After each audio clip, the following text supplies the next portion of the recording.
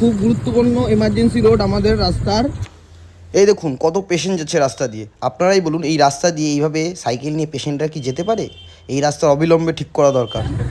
প্রচুর পেশেন্ট যায়, দেখুন পেছনেও পেশেন্ট রয়েছে, কিন্তু রাস্তার হালত দেখুন, আপনাদের দেখাচ্ছে ক্যামেরাটা ঘুরিয়ে। এই রাস্তায় যাওয়া আর লাদাখ যাওয়া সমান।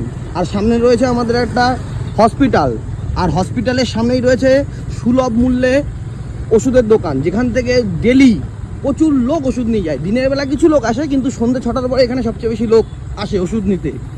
আর আমাদের কথা বাদই দিন, যারা নতুন পেশেন্ট নিয়ে ঢুকছে এখানে ভর্তি হওয়ার জন্য তাদের কথা ভাবুন, বা যারা ছুটি হয়েছে হসপিটাল থেকে তারা যখন বেরোয় এই রাস্তায় ঝাঁকিতে তাদের খুবই প্রবলেম হয়।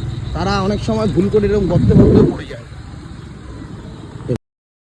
যাই হোক, অনেক কষ্টর পর আমরা হসপিটালের সামনে চলে এসেছি। হসপিটালের সামনে দেখুন খাবারের দোকানও রয়েছে, আপনাদের খাওয়া দাওয়ার কোনো প্রবলেম হবে না। আমরা এখন হসপিটালের ভেতর একটা পেশেন্টের জন্য স্যালাইন নিতে এসেছি।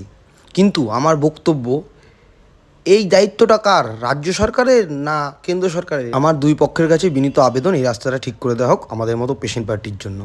আমাদের দাবি মানতে হবে, নইলে এরপরে আমরা এর থেকেও বড় রকম পদক্ষেপ নেব। আর ভিডিওটা লাইক শেয়ার কমেন্ট করে চারিদিকে ছড়িয়ে দিন, তাহলেই গভর্নমেন্ট আমাদের দাবি মেনে নিয়ে রাস্তাটা ঠিক